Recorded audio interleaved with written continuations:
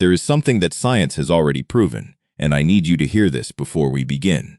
In 1992, researchers at Harvard University conducted an experiment. They showed a group of people photos of 200 strangers. Each face appeared for just 100 milliseconds, less than the time it takes to blink. And they asked, is this person trustworthy? Is this person successful? Is this person worth something? The results left the entire scientific panel silent.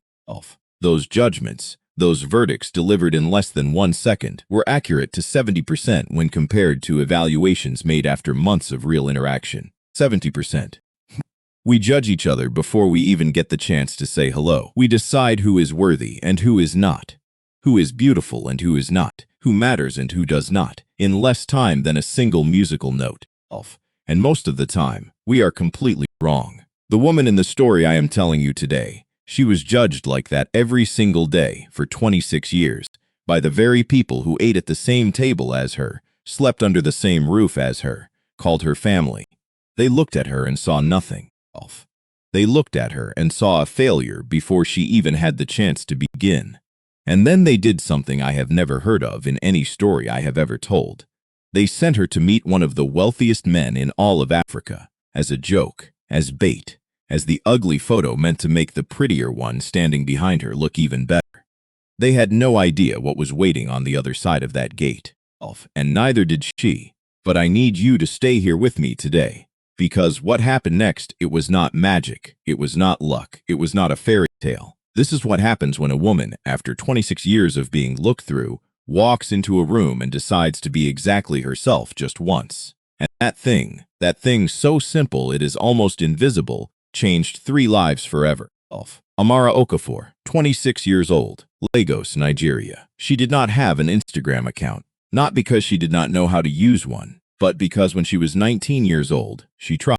She posted one photo of herself smiling, just one, and the very first comment came from her own stepsister.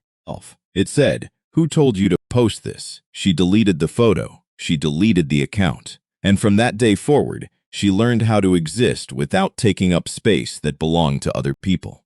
Now I need you to understand something, because this is the heart of everything we are about to go through together. Amara was not invisible because she had no value. She was invisible because she had been taught very early by the people who were supposed to protect her that taking up space was wrong. That being seen was something you had to earn. That a woman like her, quiet, plain, without the right kind of beauty, without the right kind of loudness, did not deserve the center of any room. And when you believe that long enough, something happens to you that is very difficult to reverse. You become terrifyingly good at disappearing, even when you are standing right in the middle of the room. According to a 2020 study from the University of Michigan, girls in blended families are 340% more likely to report feeling erased from family life compared to children in intact households. 340%, not 34, 340.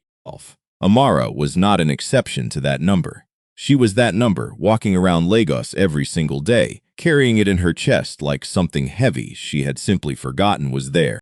She cooked the meals nobody thanked her for. She stayed up nursing her stepsister through a fever nobody remembered. She helped her other stepsister write the university application essays that got accepted, the ones her stepsister submitted and never once acknowledged.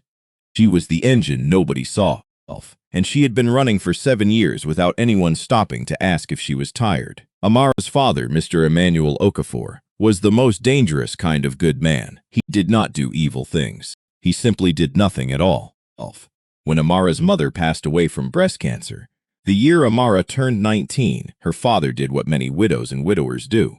He started over, faster than he planned, and more completely than he ever admitted out loud. And here is the lesson I want you to sit with for just a moment, because this is something nobody talks about enough. There is a kind of abandonment that leaves no bruises, no evidence, no moment you can point to and say that is where it happened. It is the abandonment of a parent who is still physically present, still sitting at the same dinner table, still signing the same school forms, but who has quietly, completely redirected every ounce of their emotional energy somewhere else. That kind of abandonment is the loneliest one in the world, because you cannot even explain it to anyone. You just feel it every single day. like a draft coming through a wall you cannot find the crack in. Amara felt it for 7 years. Gloria, the woman her father married 10 months after her mother passed, was not the stepmother from a fairy tale. She did not lock Amara away. She did not scream at her across the dinner table. She did not do any of the things that are easy to recognize and easy to condemn. She did something far more subtle, far more damaging, and far harder to see. She looked straight through Amara every single day. For 7 years, the way you look through a piece of furniture that is useful but not interesting. Zara, Gloria's eldest daughter, was 28 years old, beautiful in the way that required 2 hours every morning and a ring light to photograph properly. 52,000 Instagram followers. Credit card debt that Gloria was quietly paying every month. Temi, the younger one, was 25, loud, funny, magnetically charming, the kind of woman who walked into any room and immediately owned it. She had dropped out of 2 universities, started 4 businesses. Every single one collapsed in under a year. Neither of them were villains. And that is the second lesson I want you to carry with you today. Most of the people who hurt us are not villains. They are not evil. They are simply people who never had to develop the muscle of seeing beyond themselves, because nobody ever made them. People who were told their whole lives that their comfort, their beauty, their loudness was enough. And when you have never been asked to look beyond yourself, you never do. The cruelest thing about Amara's situation was not that she lived with unkind people. It was that she lived with ordinary ones. People who caused extraordinary damage simply by never stopping to notice she was there. It was a Tuesday afternoon in April. A man in a dark suit and expensive shoes knocked on the front door of their home in Victoria Island, Lagos. He did not come inside. He did not stay long. He simply handed Gloria an envelope, nodded once, and walked back to the car waiting at the curb. Gloria held the envelope for a moment before she opened it. She read it once to understand what it said. She read it twice to believe that it was real. She read it a third time to calculate, and a fourth time to plan. The name on the letterhead was David Adeyemi, CEO of Adeyemi Global Group. Now, if you lived in Lagos, if you lived anywhere in West Africa and you were breathing, you already knew that name. David Adeyemi was the kind of story that business schools put in their textbooks and young men taped to their walls. One man, one rented room in Billionaire, one second-hand laptop, and a plan that every single person around him told him would fail. That was 16 years ago. Today, Adeyemi Global had offices in 14 countries, 6,000 employees. His name appeared in Forbes Africa. His face appeared in financial reports that moved markets. His private estate sat at the edge of the city like a quiet giant, gates that touched the sky, gardens that stretched further than the eye could follow, and silence inside those walls that only a very specific kind of money can build and maintain. He was 43 years old. He had been married once. His wife, Adeyeze, had passed away 2 years ago. Cancer, the kind that moves fast and takes everything and leaves the people behind it, standing off in rooms that still smell like the person who is gone. He had one daughter, Naomi, 18 years old. And according to people who knew someone inside that house, Naomi had not smiled, not really smiled, since the day her mother stopped breathing. The letter was clear and carefully written. David Adeyemi was not looking for love. He was looking for a companion, someone steady, someone honest, someone who could bring warmth back into a home that had forgotten what warmth felt like. Gloria set the letter down on the table. She looked at it one more time, and something behind her eyes began to move. Gloria called Zara and Temi into the living room. She sat them down the way she always sat them down when something important was being decided. Straight-backed, controlled. The way a general briefs soldiers before a battle she has already decided she is going to win. She told them about David Adeyemi. Zara's eyes went wide and then immediately went calculating. The way eyes do when they are already measuring a life they have not yet been offered. Temi said, "Is he good-looking?" Gloria said, "He has enough money to buy this entire neighborhood 3 times over. That is the only face you need to concern yourself with." The planning started immediately. Which daughter would go, what she would wear, what she would say, how she would sit, how she would smile. Gloria was not preparing for a meeting. She was staging a performance. She was choreographing an audition for a role she had already decided one of her daughters would get. And then Temi, just to be funny, just because her mouth had always moved faster than her mind, said something that stopped the room cold. She said, "Why don't we just send Amara? She will get rejected anyway. At least then we have a reason to introduce Zara." The room laughed. Zara laughed so hard she had to hold the wall off. Gloria wiped tears from her eyes. Even the housekeeper, who was supposed to be invisible in moments like this, looked down and smiled.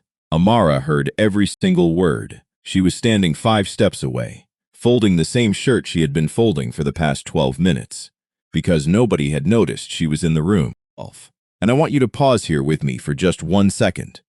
Not on the cruelty of what was said, but on something quieter and far more painful than that. She was there, in that room, in that moment, and not one person in that family knew.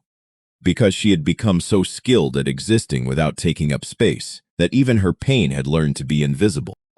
That night, alone in her small room at the back of the house, Amara sat on the edge of her bed and stared at the wall. She was not crying. She had stopped crying in this house a long time ago. Tears require witnesses who care. And there were no such witnesses here. She picked up her phone. She looked at the one photograph she had of her mother. Her mother was laughing in it, genuinely, deeply, at something just outside the frame. She looked so alive that looking at the photo always hurt in the best and worst way at the same time. Amara placed the phone face down, and she made a decision, a quiet one. The kind no one would see, because no one ever saw anything she did. She was going to go to that meeting, not as bait, not as a joke, not as Gloria's pawn on a board she never agreed to play on. She was going to go as herself, whatever that meant, whatever was left of herself after 7 years in this house. And if David Adeyemi turned her away, at least she would know. At least something real would have been rejected, instead of the performance everyone else was planning to send in her place. She was 26 years old. She was tired. She was afraid. And for the first time in longer than she could remember, she was ready. Saturday arrived the way big days always arrive. Ordinary on the outside, seismic underneath. Amara wore a simple navy dress. Not designer, not dramatic. Just clean and pressed and quiet the way she was quiet. Gloria looked at the dress and opened her mouth. Amara looked at her stepmother and said, "I am ready." Something in her voice made Gloria close her mouth again. The car pulled up to the gates of David Adeyemi's estate at exactly 10 o'clock in the morning. Amara stepped out. She looked up at those gates, tall, black, perfectly still, like they had been standing there long before anyone arrived and would still be standing long after everyone left. She breathed in. She breathed out. The gates opened. Now David Adeyemi was not supposed to be standing there that morning. His assistant had arranged everything. A staff member was meant to receive the guest at the entrance, escort her to the sitting room, offer her tea, and then quietly inform David that his visitor had arrived. That was the system. That was how it had worked for the 2 previous introductions he had agreed to over the past several months, both of which ended in under 40 minutes. But something pulled him out of his study that morning. He did not understand it. He had been sitting at his desk going through contracts he had already read 3 times, and suddenly he could not sit still. He stood up, walked down the long corridor, out through the side door, across the garden. And now here he was, standing at the far end of the stone walkway, like a man who had forgotten where he was going. He saw the gate open. He saw her step through. And in 4 seconds before she knew anyone was watching, David saw something on her face that stopped him completely. She was not performing. She was not smiling the way people smile when they know they are being observed. She was not adjusting her hair or straightening her dress, or doing any of the small, careful things people do when they want to be seen in a particular way. She was simply standing there, looking at that garden, the way someone looks at something beautiful after going a very long time without seeing anything beautiful at all. Not with desire, with grief, like the sight of all that beauty was almost painful because she had gone so long without it. David Adeyemi had spent 16 years reading people across boardroom tables. He had seen every kind of face a person could wear in a professional setting.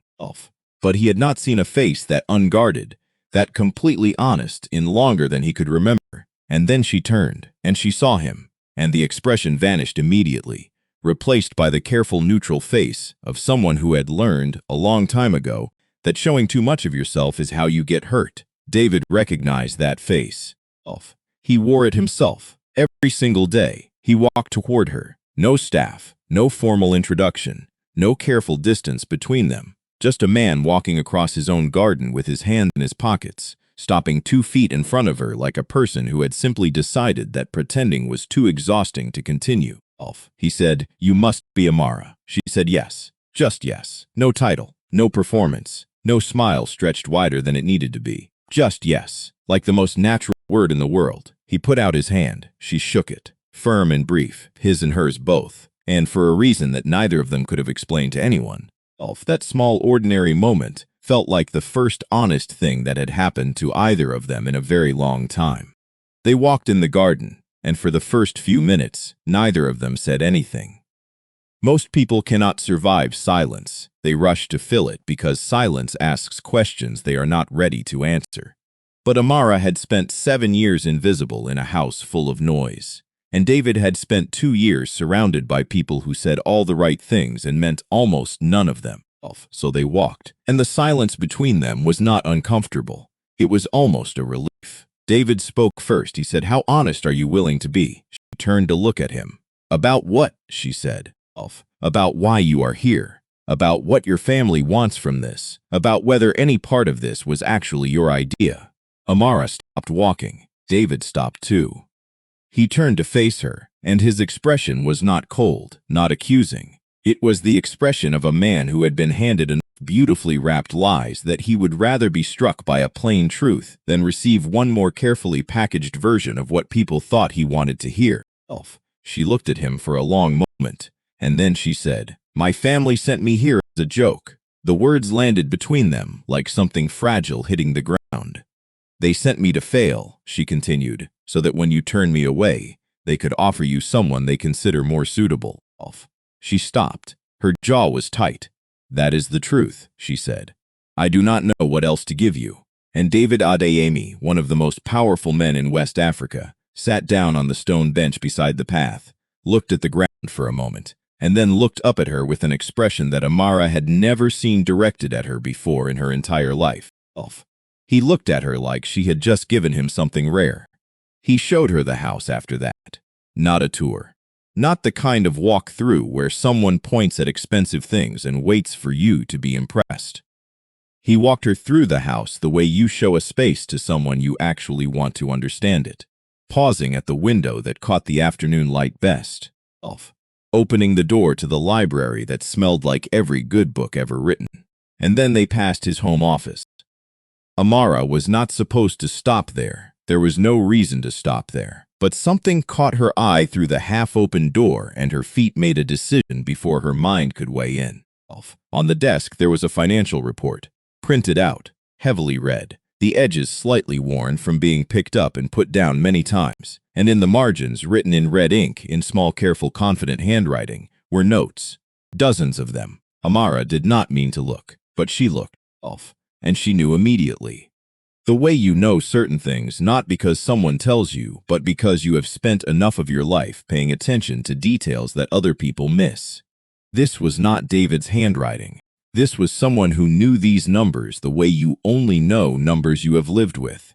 Someone who had sat with this report not to review it, but to understand it, to question it, to push back against it. She said, "Who wrote these notes?" Not out of curiosity. Because something felt important and she had never been the kind of person who could walk past important things without acknowledging them. David turned back. He looked at the report, and something happened to his face that happened very rarely in rooms full of people, but that Amara was beginning to recognize. The careful architecture of his expression shifted, just slightly, like a building settling in the wind. "My wife," he said. "She used to sit here on weekends. She would go through the numbers with me." He paused. "I have not moved that report." The room was very quiet. 2 years, Amara said softly. It was not a question. 2 years, he confirmed. Amara looked at that report for a long moment, at the small red handwriting filling every margin, at the questions someone had asked in ink that were still waiting for answers from a woman who was no longer there to hear them. And then she did something that no one in that office had done in 2 years. She pulled out a chair. She sat down. She looked at the report directly. "Tell me which sections she always asked about, Amara said. David stood very still. You do not have to, she said, but if you want to. The longest silence, and then David Adeyemi pulled out the chair across from her, sat down, and for the first time since Adaeze died, he opened that report, not to work, not to analyze, but to remember, and to finally let someone sit in the room while he did. It was the 14th of September. Amara did not know what that date meant until Rose, the head of household staff, sent her a message at 7 o'clock in the morning. The message said, "Today is Naomi's mother's birthday. Last year the child did not leave her room for 3 days. Mr. David needs someone here today." Amara read the message once. She looked up at the ceiling of her small bedroom, and then she got dressed and left the house. Now I want to stop here for just a moment, because this is something I need you to understand about Amara. Nobody asked her to go. David had not called her. Rose had simply sent a message, not even a request, just information. And Amara had taken that information and turned it into a decision without anyone telling her she should. That is what people who have spent their whole lives being invisible learn to do. They learn to see what is needed before anyone else notices it needs to be seen. They learn to show up quietly, without announcement, without expectation of credit. Because showing up quietly was the only way they were ever allowed to show up at all. She arrived at the estate at 8 o'clock. David opened the door himself. He looked like a man who had not slept. His shirt was slightly rumpled. His eyes carried the particular weight of someone who had been awake not because they could not sleep, but because sleep felt like a betrayal on a day like this. "You did not have to come," he said. "You sent Rose a message," she said. "Rose sent me one. I am here now." He looked at her for a moment, and then he stepped aside and let her in. Naomi was not in her bedroom. Nobody knew where she was until Amara walked through the back corridor and out into the garden, and then she saw her. Naomi was sitting beneath a large tree in the far corner of the garden, the corner furthest from the house, the corner where the noise of the city could barely reach. She was sitting on the ground, her back against the trunk, her phone in her hands with the screen completely dark. Not using it, just holding it. The way you hold something familiar when everything else feels like it is shifting beneath you. Amara did not call out her name, did not walk quickly toward her, did not do any of the things that adults instinctively do when they see a young person hurting and feel the urge to fix it immediately. She simply walked out into the garden, found a patch of ground nearby, and sat down on the grass beside her. Also quiet, also still, also looking up at the same sky. 12 minutes passed, neither of them spoke, and then Naomi said without looking over, "Today is my mother's birthday." "I know," Amara said. "My father is going to come check on me soon. He is going to ask if I am okay." "Yes," Amara said, "and I am going to tell him I am fine." Amara said nothing. "But I am not fine," Naomi said. Her voice did not break. It was something quieter than breaking. The voice of someone who had run out of the energy it takes to pretend. Amara turned to look at her then, at this 18-year-old girl carrying a grief that had no bottom, and she said the only true thing there was to say. "I know," she said. "I know you are not fine, and that is okay. You do not have to be fine today." Naomi looked at her, for the first time, and something in the girl's face, something that had been held very tightly for a very long time, loosened, just slightly, just enough. They sat beneath that tree for another hour, and Naomi talked about her mother, about the way she laughed, about the foods she made on Sunday mornings, about the songs she hummed while she read. She talked the way people talk when they have been holding something in for so long that the relief of finally putting it down is almost physical. And Amara listened, the way only someone who has never been listened to properly knows how to listen. David stood at the upstairs window and watched his daughter talk. He pressed one hand flat against the glass, and for the first time in 2 years, he allowed himself to believe that she was going to be okay. 3 weeks after Naomi's mother's birthday, Amara's phone rang at 2:17 in the morning. She was asleep. She looked at the screen. "David," she answered immediately. His voice was calm, completely, unnervingly calm.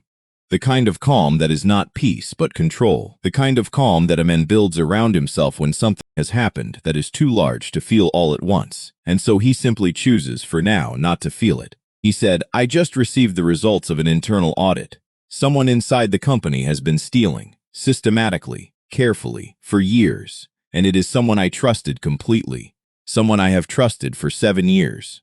Amara sat up in bed. Where are you? She said. The office, he said. Are you alone? She said.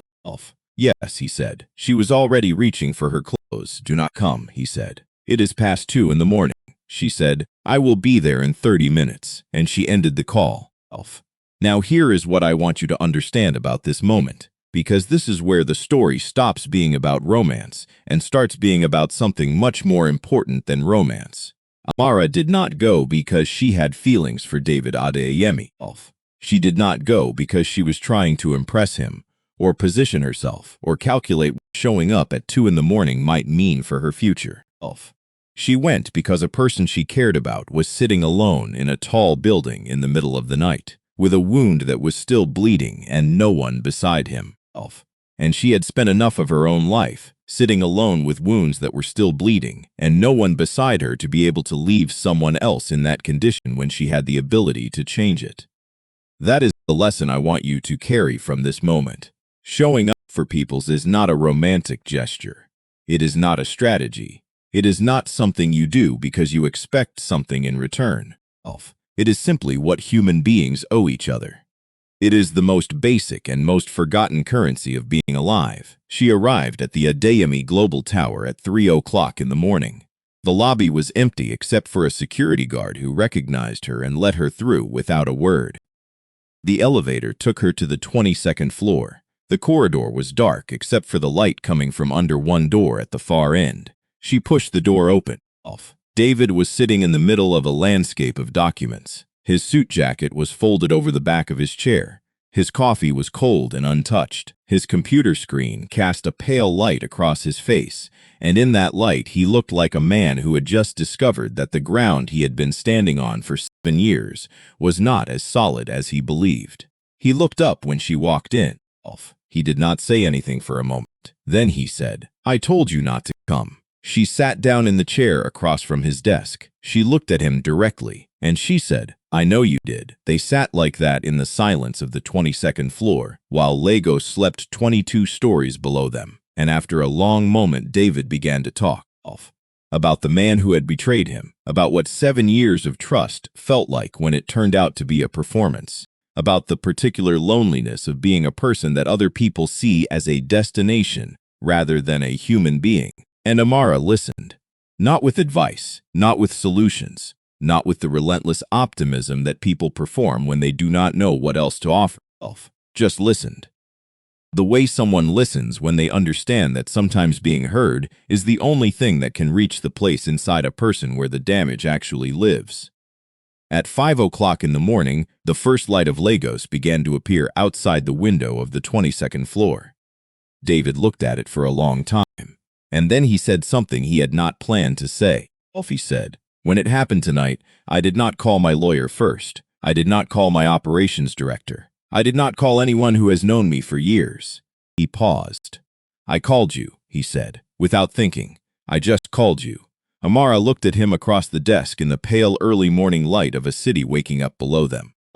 And something inside her chest, something she had kept locked and quiet and carefully undisturbed for a very long time, began very slowly to open. He called her on a Friday morning, not about work, not about Naomi, not about anything that could be filed under a practical reason for one person to contact another. He simply said, can you come outside with me? Not to talk, just to be outside. She said, give me 20 minutes. They drove to Bar Beach as Lagos was still deciding whether to wake up. The city at that hour is a different place entirely. The chaos that defines it through the day has not yet assembled itself. The noise has not yet found its rhythm. There is just the road and the dark water and the sky doing something slow and private with color at the horizon. They sat on the rocks at the edge of the water. No chairs, no preparation, nothing arranged or considered. Just 2 people and the Atlantic Ocean and the particular silence of a world that has not yet been interrupted by itself. David picked up a small stone, turned it over in his hand, and threw it into the water. He watched it disappear. And then, without looking at her, he said, when a daisy died. That was the first time he had said her name out loud, in front of Amara, the name of his wife, And he said it the way you say a name that your mouth has been keeping safe inside itself for a very long time. He said, when she died, I made a decision. I decided I would never again allow anyone to become that necessary to me, because I knew the price. I had paid it, and I was not willing to pay it again. The waves came in, the waves went out, he said, and then you walked through my gate and told me the truth before I had even offered you a chair, and something in me that I had put away very carefully and very deliberately came back to life without asking my permission. He paused. I have been fighting it, he said, every day, reminding myself of every reason it should not happen, and every morning I wake up and the first thing I think about is you, not the company, not Naomi. You. He finally turned to look at her. He said a daze would have laughed at me. She always said I was too stubborn to recognize something good when it was standing directly in front of me.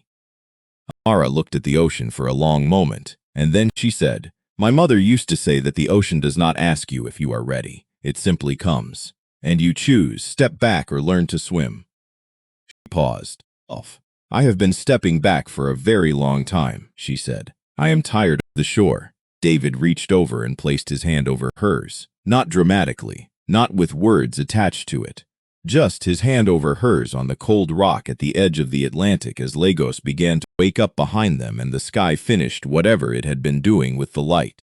And that was enough. Sometimes that is everything. The wedding of David Adeyemi and Amara Okafor had no invitation cards, no guest list, no hired band, no photographer booked 6 months in advance, no wedding dress ordered from a designer whose name people drop at dinner parties to measure each other.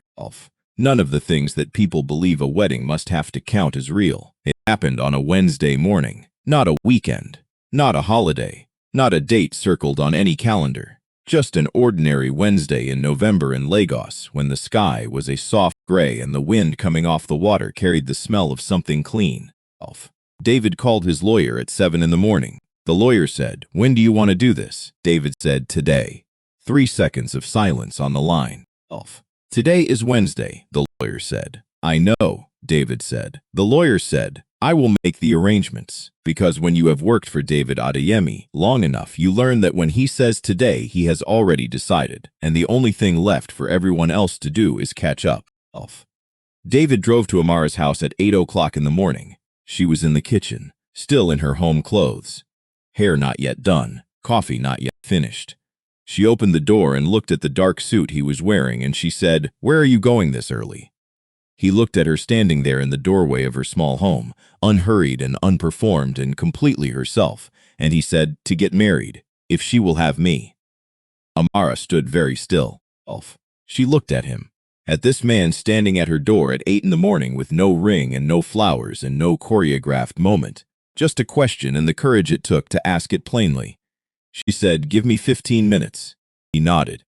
She closed the door, and David Adeyemi, CEO of a company with offices in 14 countries, stood on the front step of her small house and waited, on 2 ordinary feet, like any ordinary man waiting for the most important answer of his life. 17 minutes later, the door opened. She was wearing a yellow dress she had bought at Balagun Market the previous year. Not because it was expensive, because the first time she put it on, she felt like herself, completely, fully, without apology, herself. Her hair was up, no heavy makeup, no borrowed jewelry, just Amara. Exactly Amara. David looked at her standing in the doorway in that yellow dress in the morning light of Lagos, and he did something that people who knew him would not have believed possible. He smiled, not the polished smile of boardrooms and press photographs, the smile of a man looking at something more beautiful than anything he had prepared himself to see. They drove to Lagos City Hall. Naomi sat in the back seat. Rose sat beside her, wearing the best outfit she owned, the one she had bought for her niece's wedding in 2019. Rose had promised herself she would not cry. She began crying before the car left the driveway. The ceremony took 23 minutes. When it was time to sign, David signed first. Then he handed the pen to Amara. She looked down at the paper, at her name beside his, at the date, at the ordinary miracle of this ordinary Wednesday. She thought about her mother, about a woman who had waited her whole life to be chosen and had never quite made it to the moment of being chosen. She signed her name. When they walked out of the building, Lagos was fully alive around them. Horns, vendors, The smell of food from the corner cart. The beautiful indifferent noise of a city that did not know and did not care what had just happened inside that building. Naomi was standing on the steps. She looked at her father. She looked at Amara. And without a word, without a plan, she walked down and put one arm around her father and one arm around Amara and held them both at the same time on the front steps of Lagos City Hall on a Wednesday morning that none of them would ever forget. Rose stood behind them, phone in hand, and she took a photo. Not because anyone asked her to, because she saw something she knew she would want to remember. 3 people, morning light, Lagos alive around them, nobody looking at the camera, nobody performing anything for anyone. Just real, completely, unapologetically, beautifully real. And now I want to talk to you, not about the story, about you. Because I think the reason a story like this reaches inside people and holds on is not because it is a love story. It is because it is about something we all need and almost none of us will admit we are starving for. Being seen. Truly, completely, without condition, seen. Here is what I need you to carry with you today. The people who did not see Amara were not monsters. They were ordinary. And that is the most important lesson in everything we just walked through together. The damage done to us by ordinary people. People who are simply too busy performing their own lives to stop and notice ours. Damage is just as real as any other kind. It leaves the same marks. It creates the same silence inside a person. And if you recognize yourself in Amara today, if you are someone who has learned to exist without taking up space, if you are someone who has become skilled at disappearing even in rooms full of people who are supposed to love you, then I need you to hear this. The fact that people did not see you does not mean you were not worth seeing. It means they were looking in the wrong direction. And somewhere on an ordinary Wednesday, in a city full of noise and life and beautiful chaos, the right person is going to look up, and they are going to see everything.